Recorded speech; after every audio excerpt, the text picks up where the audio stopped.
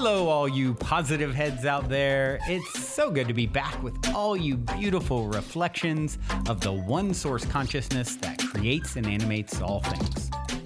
If you're new to this podcast, of course, we're super happy to have you here. And if you've been listening and enjoying for a while, I would be super grateful if you would please take a moment to give us a review on Apple Podcasts. It's one of the best and simplest ways to pay it forward and help others find the show so that they too can tap into the powerful perspectives and positive vibrations we are collectively emanating. The other unique and magical way to share this show is by sending any friends you think would benefit from listening to this podcast our Game with the Universe link at positivehead.com/game. Also listed in the show notes, which will serve them up a quote-unquote random episode when they click it. Just instruct them before clicking the link to close their eyes for a moment and sincerely ask the universe to queue up the episode that contains the insight and perspectives that they most need to hear at this point in their life journey, and then click to listen to whatever episode is synchronistically served up to them. I have heard time and time again from people about the incredible results they received playing the game. So just tell your friends magical results are guaranteed or their karma back.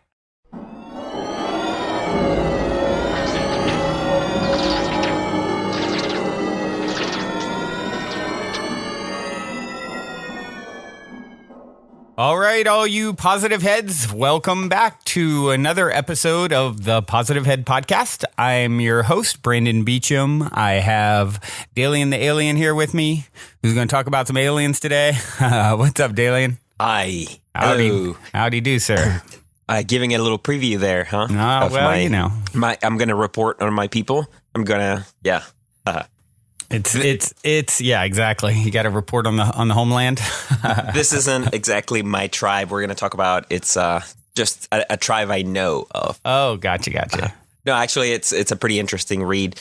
One thing I just found, Brandon, on social media, there's a Facebook page called Daydreamers that's got some really whimsical and funny artsy images, but also like some, quotes and memes such as the ones we're interested in, right? Yeah. So I'll just read you real quick what I found because this one's really cool. It says ancient Egyptians, and it's got a graphic of a hieroglyph behind it, right?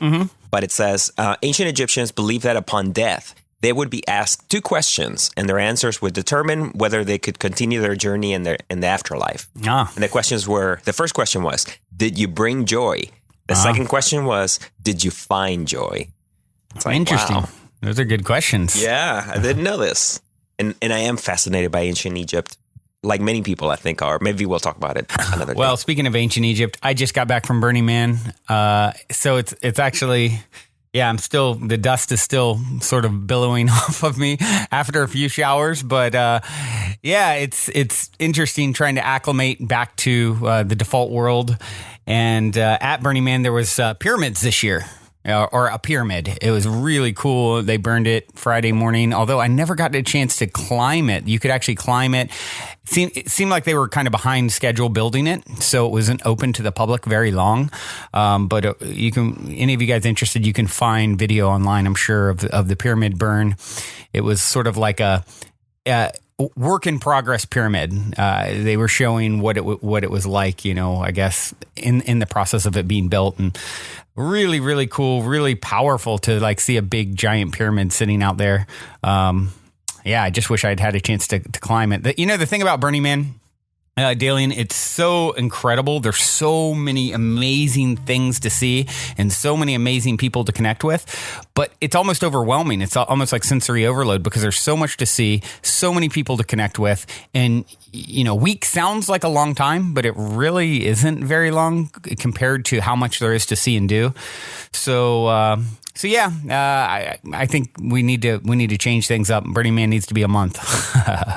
But everyone needs to have air conditioner because a month in the desert without in the heat can get to you. It's definitely a bit trying as well as magical, but I think that's all part of the experience. So yeah, instantly talking about Egypt made me think of the pyramid burn. Such a cool experience, but glad to be back with you guys and to chat it up a little bit on the podcast. I definitely missed you guys writing in and connecting, and I came back to some really cool, wonderful, inspiring reviews that I would like to share on iTunes. And as you guys know, I love getting reviews. It helps to fuel our fire on this end. And this came from Disgusted1111, interesting name. A delightful dose of daily wisdom and happiness. Thank you, Brandon and Dalien, for introducing me to teachers like Teal Swan and Osho and keeping my ears full of Abraham clips. My tongue is still tied from talking so much last week. And keeping my ears full of Abraham clips. I maintain a positivity travel blog at joeneely.net with which I celebrate my gratitude for the wonderful people and places I encounter as a full-time cycle tourist and digital nomad. Like you, I love to call attention to everything that helps me enter the vortex, grow in wisdom, and increase my self-love.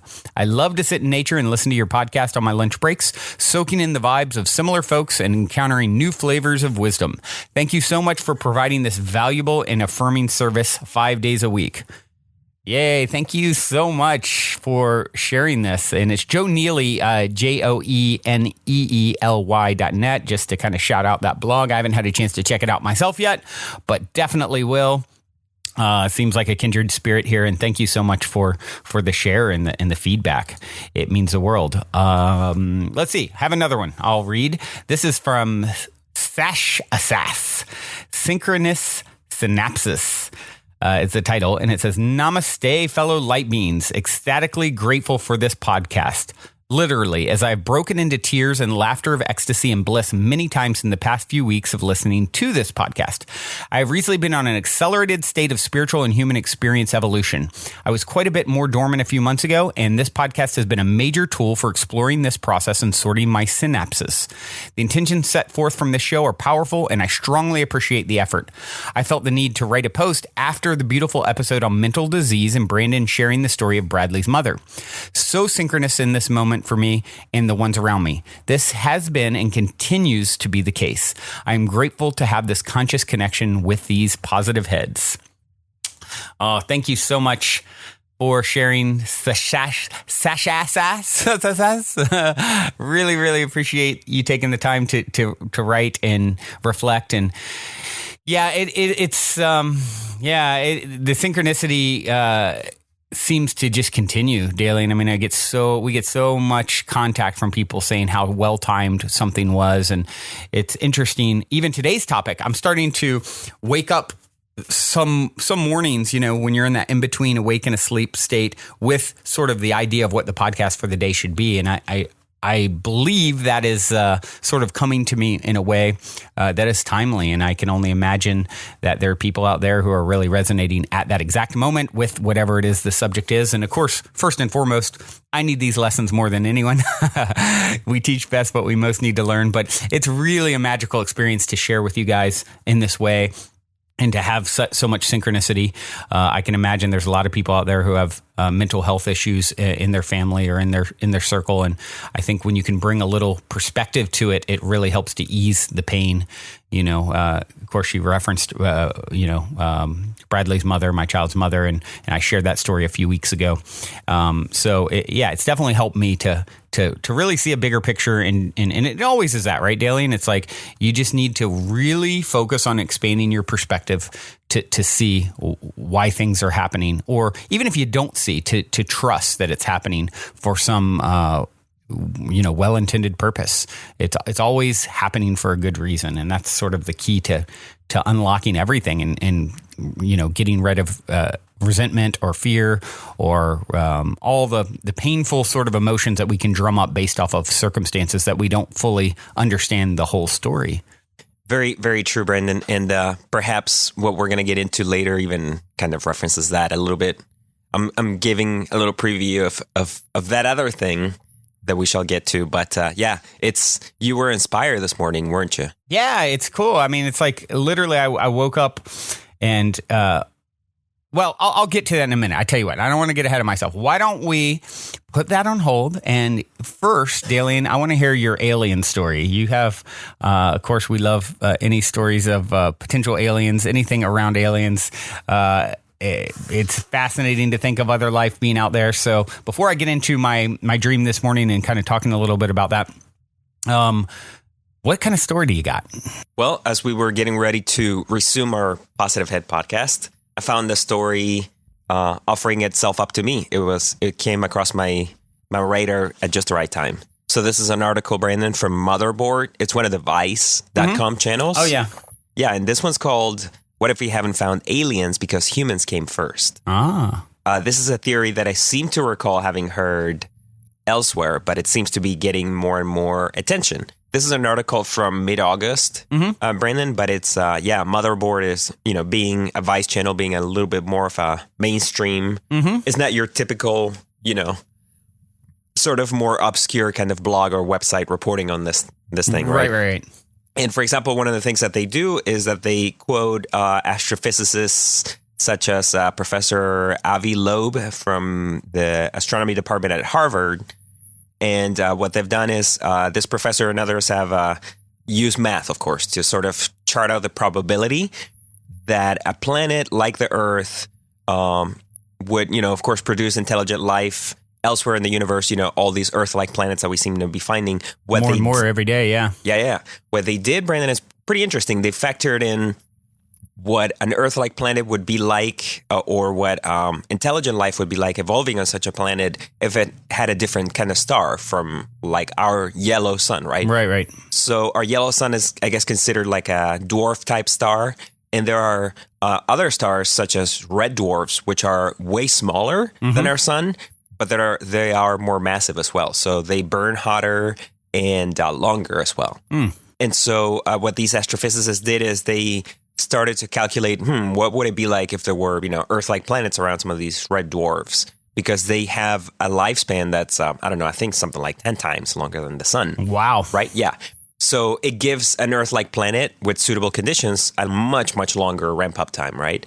And so what they've found is after crunching their numbers, they start to sort of put this together and they go like, well, yeah, wait a minute, this makes sense, but we are here now. Humans are. So if we sort of take that into account, of course, as well, then it seems like there would be hypothetically a timeline where we are sort of the early prototype for other intelligent, biological species that are going to come forth essentially. But they started to kind of think in those terms like, maybe the factor here isn't distance and that they're so far away that, it's hard for us to communicate. But maybe another factor is time. Right. And that we are sort of at this location in space-time, reaching out, sort of like becoming aware of our existence in the universe. On the cutting edge of aware beings in the cosmos, essentially. Yeah. And now we're finding that time being another factor, of course. Time is an illusion, but it has a certain kind of reality from our perspective, right? Sure. Yeah, so that could be a factor that we hadn't quite considered, but time being another factor, then, there may be alien civilizations, right, elsewhere in the universe, and they're not only very far from us, but they're also sort of in like a sort of future version of our reality. Right. Yeah, it's that's an interesting perspective to ponder. You always hear people talking about, what about these species, that could be 1 billion years ahead of us, or, what do they say? The universe is what, 11 billion, 12 billion years old, something like that. They speculate. And doesn't sound so old when you say it like that. Yeah, right? well, but then you also hear, modern man has been around like, 200,000 years is what they say? No more than 1 million years tops. Yeah. So it's, compared to 12 billion or 11 billion years or 13 billion, whatever it is, I forget exactly. That's a drop in the bucket. But, interesting. I guess yet another perspective to ponder, huh? Yeah, and I know this one's a little more out there, but it kind of made sense. I could read you just a quick quote here from the article. It's just, the reasoning just kind of makes sense. It says, supposing red dwarfs could host life, it stands to reason that the long, stable adult lifespans of red dwarf systems would amplify opportunity for fledgling ecosystems to bloom. So it says, Loeb's team found that life would be about 1,000 times more likely to arise in the distant future by calculating the probability of habitable Earth-like planets forming over trillions of years. So, that's the thing that's fascinating. The probability of intelligent life starts to sort of spike up to the point where it's, in terms of probability, it's all but a certain.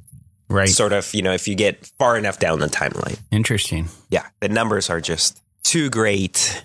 All right, then. So moving right along, today I would like to talk about truth and lies and everything in between. So, I woke up this morning, Dalien, and I was, in my dream, I was like, for some reason, I was leaving Burning Man, and I was it's kind of foggy now, but I was lying to someone about saying I was going to Reno afterwards. A lot of people go to Reno afterwards, and there's after parties and decompression kind of stuff. And for some reason, I was like lying about it in my dream. And then I realized how stupid that was. And then I like came clean. And then I started talking about it on the podcast. And so, I woke up and I was like, okay, this is a great topic. And one, if we've talked about it all, it's been a while. I don't remember. Although they do kind of run together after a while. So today, I want to talk a little bit about honesty and transparency and how important it is to live your truth, regardless of, what's happening or not happening. What a lot of times I think we do is we try and calculate, the advantages or disadvantages to the truth, right? Oh, it's just a little white lie. It's easier for me to tell this story. It's easier for me to kind of BS here with whatever I'm doing. And of course, we've all known those people who just are compulsive liars. For some people, they just fall into this and everything they say becomes like you have to discount it 50% or look through for the truth, reading between the lines.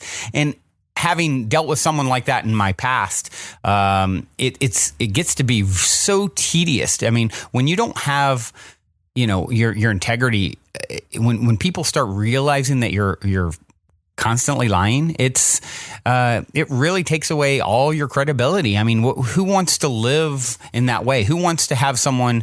I mean, do you really want to be a person where people realize they have to read between the lines to try and get to the truth and try and interpret what's really going on? It's sort of a sad affair, and of course, that's an extreme example. Dalien, I mean, all of us are guilty of having told little lies here and there just to make things smoother or easier. But, I found a quote that I really like. St. Augustine said, "The truth is like a lion. You don't have to defend it. Let it loose. It will defend itself." And what I love about the concept of just stopping trying to judge what is or isn't happening here's the mind calculating. Okay, if I lie, then this happens and that happens. And, the thing is we can only see so many steps ahead. It's like chess. And, what if you told the truth and the first step ahead looks, quote unquote, negative for you, but then that leads to something else, which leads to something else, which leads to something else. And the end game, the end result is more positivity, more love, more light, more goodness in your life. And so I want to encourage everyone, including myself, to really think about that and just be as real and raw as possible and let the cards fall where they may. Let's stop judging and calculating what we need to do in order, lie, not lie, little white lie to get what we want. Instead, I encourage everyone, I challenge everyone to live, to do an experiment. I'm just going to be as blunt and real as possible about everything and quit worrying about results. And let's see what ends up happening naturally. What happens if I'm living naturally and authentically? And what I believe wholeheartedly, if you do this, what's going to happen? You're going to have experiences, and oftentimes maybe that you couldn't foresee. Step one or step two might have looked like if I BS'd or lied a little bit, I'd get what I want.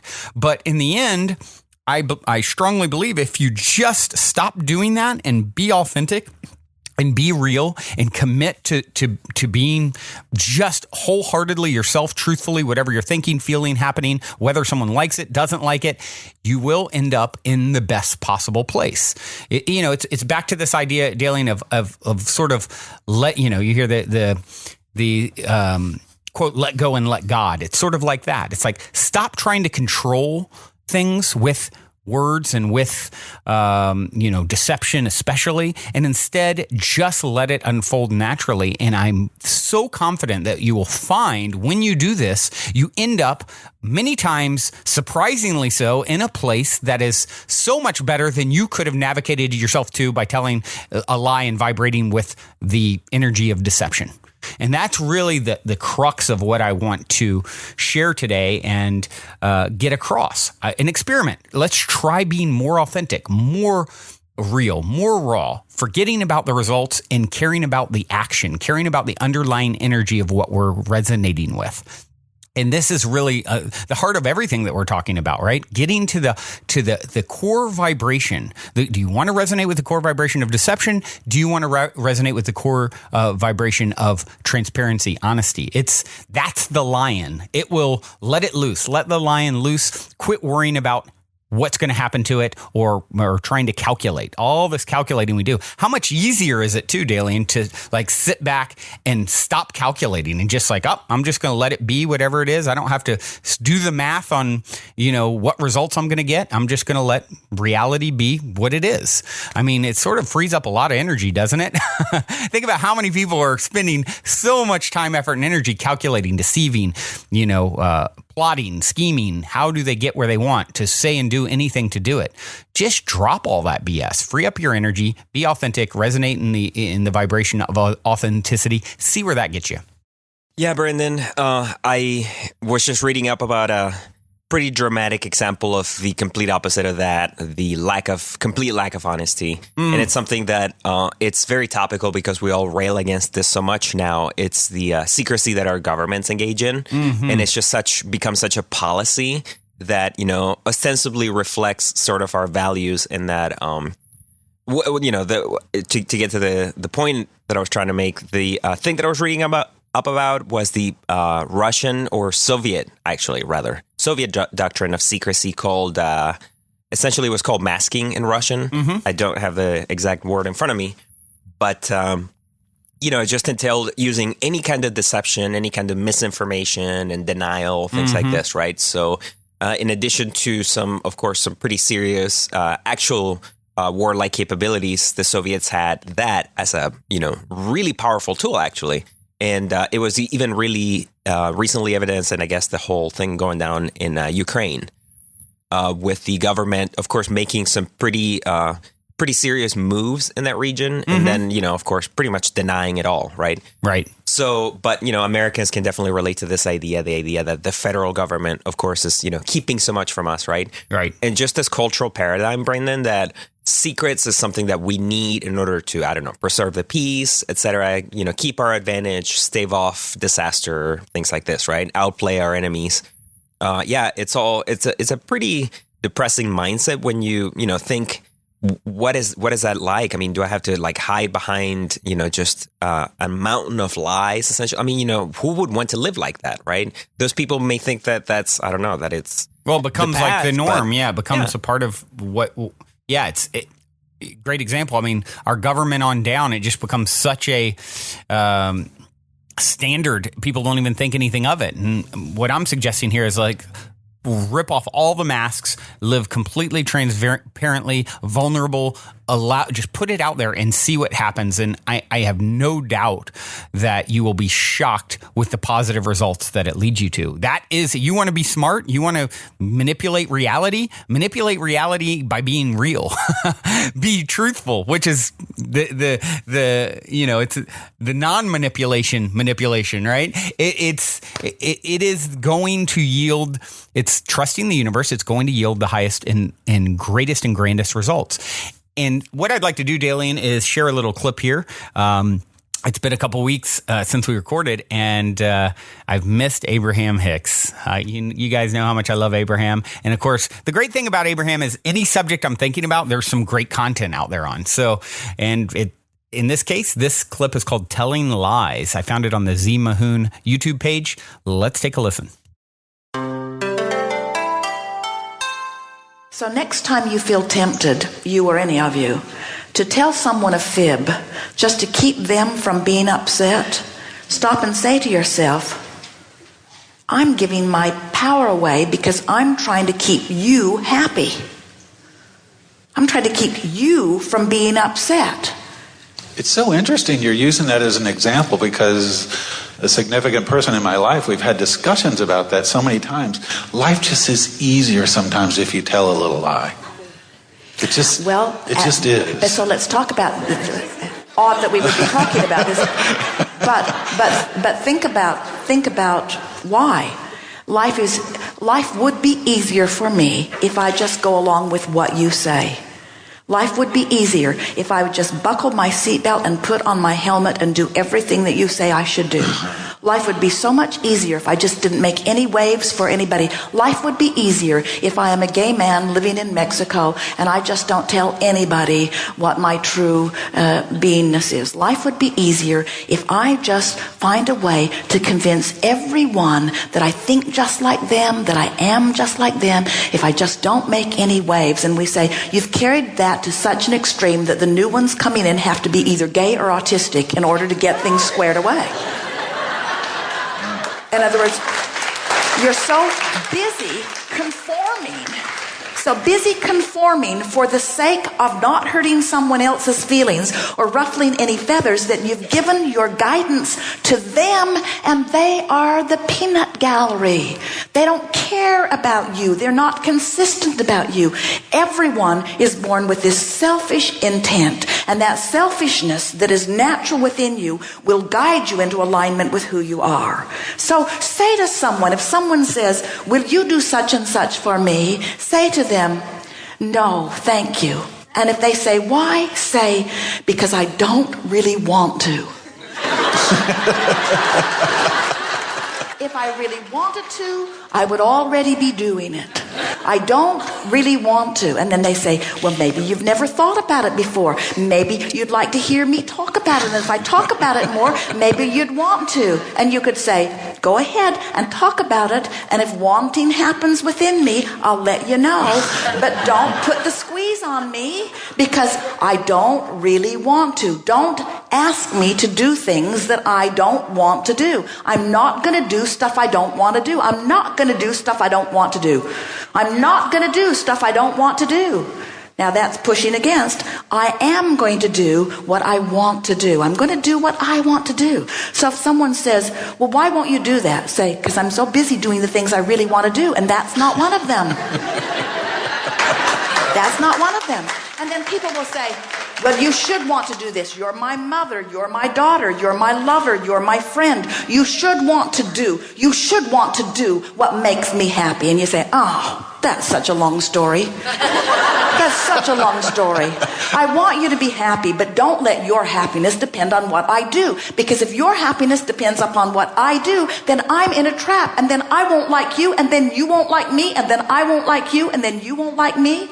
But if your happiness depends on what you do, and my happiness depends on what I do, and we're both wise enough to do what we want to do, we're all going to be happy, and we're going to stop judging one another about what they do, you see. It's the only answer. I'm so with you on that. And you're evoking, all right, another big thing I was struggling with is truth. There was a point in my life after I went through a divorce, I just stood in this spot. I said, there's so much not truth. I really want truth. Well, and then I discovered that everybody's truth is different. Everybody has just their perspective, and your truth is your truth. And you know where your truth theirs is though? Theirs, and they don't meet most of the time. You know where your truth is? Your truth is in your vibrational escrow. You've carved it out of all of that experience that you've been living. You've said, this is what I want. And remember what we said earlier. When you ask, Source becomes it. And that's who you are. That's the truth you can take to the bank. That's the truth that you will meet when you croak. That's the truth of who you are. That's the furthest, most expanded part of you. And that is the self that you want to be true to. To thine own self be true. And that's what that's talking about. Be a vibrational match to who I have become.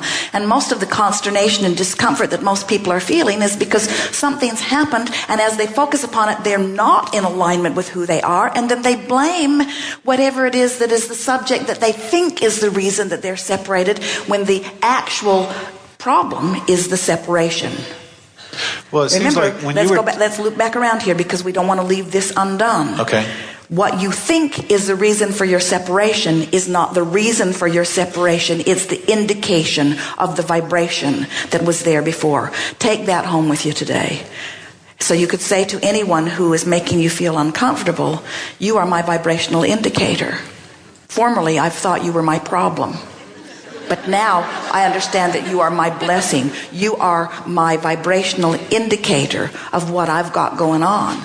And as long as you haven't you noticed, have you ever been in a situation where that one's doing it to you, and then that one's doing it to you, and then that one's doing it to you, and that one's doing it to you, and pretty soon you say, what's going on with this world? Everybody's doing that to me. And we say, you are the common denominator here.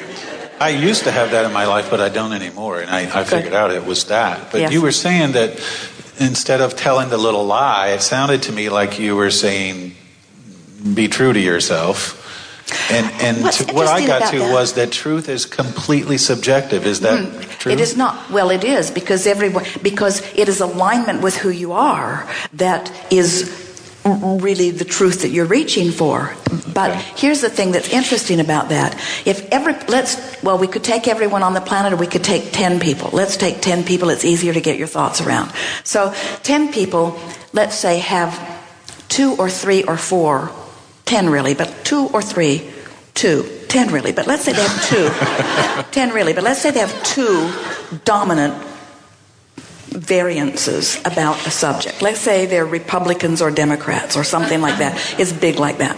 So these 10 people have 2 very distinct points of view. But each of them, as they are sifting through the contrast, has become and become and become and become. And what they have become is much more the same than different. And if each of those 10 were reaching for alignment, they might not agree on the issues, but they would agree on love. They would agree on upliftment. They would agree on honoring others. They would agree on the joy of life. They would agree on the balance of the planet. They would agree on the right to live. They would agree on freedom. It would be like saying you all agree that eating is good, but you have different desires about where you eat. In other words, hardly anybody would say it's not right to eat food. You all sort of have that common agreement, but you really eat a lot of different kinds of food, you see. And so the source within you, that which is your inner being, is not different from yours and yours and yours and yours and yours, because out of the collective life you have become this collective consciousness of love and expansion and joy. And when you tune into that, you would never harm another. You would never, in your wretchedness of fear, seek to destroy others because you believe that your well-being rests on the destruction or the elimination of them. You would never put anyone down or seek to harm them or bring them up by the bootstraps or try to shake them into an awareness of something. When you are tuned into who you are, you would always lovingly give your attention to the vibrational escrow that you know is theirs. Back there somewhere, there is always agreement, and that's the truth that you're reaching for. That's the truth. Before we continue on with today's episode, I'd like to take a quick moment to tell you about a podcast that is focused on answering the big questions in life called Stories of Impact. Did you know that there are researchers out there working daily to discover scientific evidence about how you can flourish? Join Tavia Gilbert as she shares and connects with compelling stories all about the ongoing scientific exploration of how to live better, and shares key discoveries of research grantees from the Templeton World Charity Foundation. I listened to an episode with Deepak Chopra where he discusses how human flourishing is intimately tied into our ability to tap into the flow state, which really resonates with me. As you know, if you have read my book, I wholeheartedly believe in the importance of focusing our flow. So to continue improving your physical and mental health, tune into new episodes the first and third Tuesday of the month by subscribing and listening wherever you get your podcast. And be sure to check out storiesofimpact.org.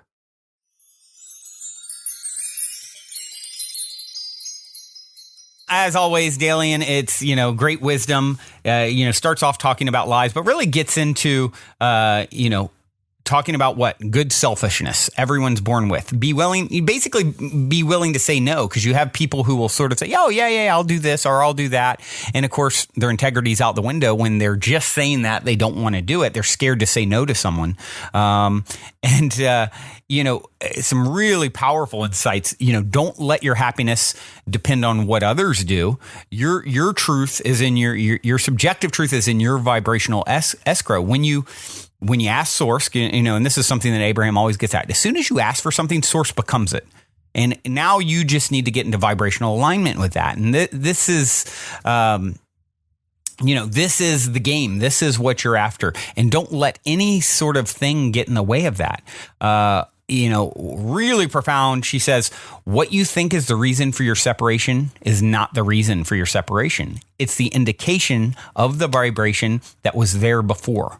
So anyone that's making you feel uncomfortable, what are they? What'd she say? Simply your vibrational indicator.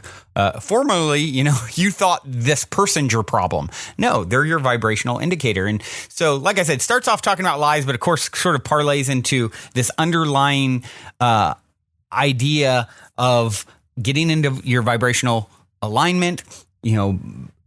Of course, I love how the example also of the Democrats and Republicans, because under that, there's always way more agreement than there is separation, right?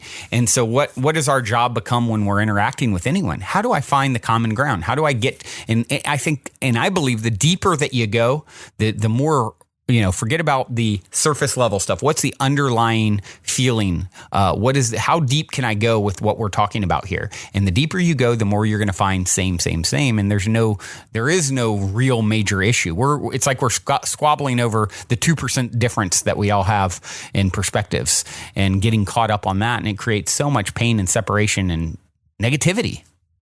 Yeah, and denial is, I think, definitely a sort of a form of a lie, really, Not just a river in Egypt? Yeah, exactly. We come round full circle, folks, to the Egypt references. Yeah.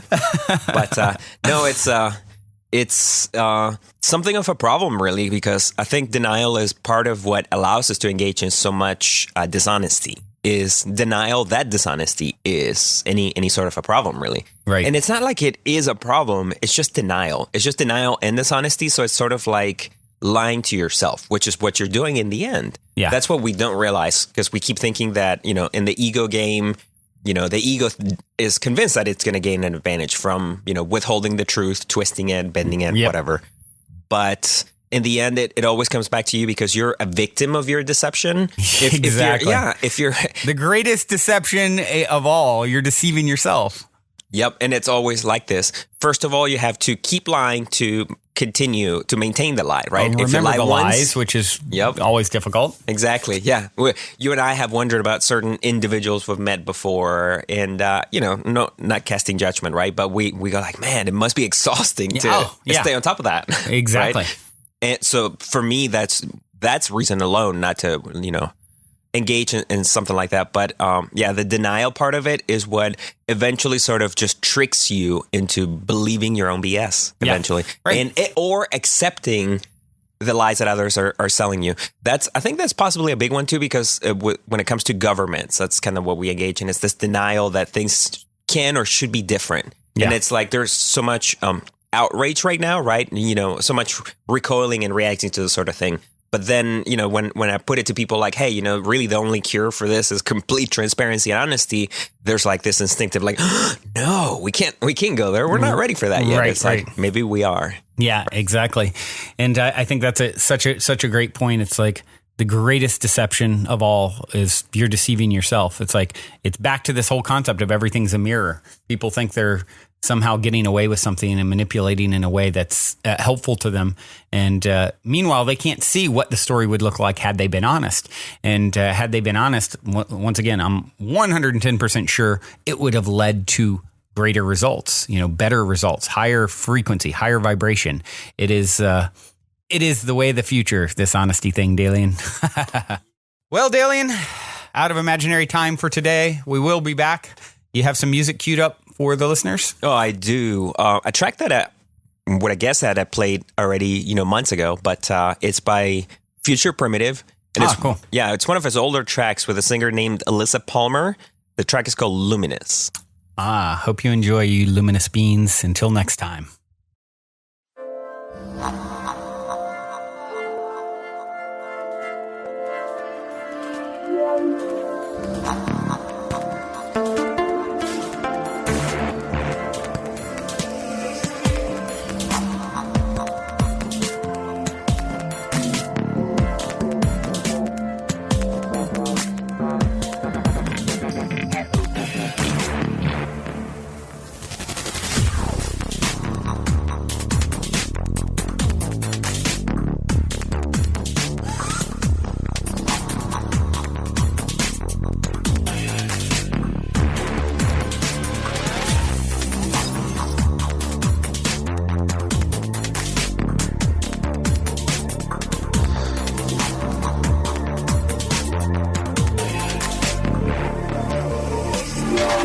This time I do what I'm looking for.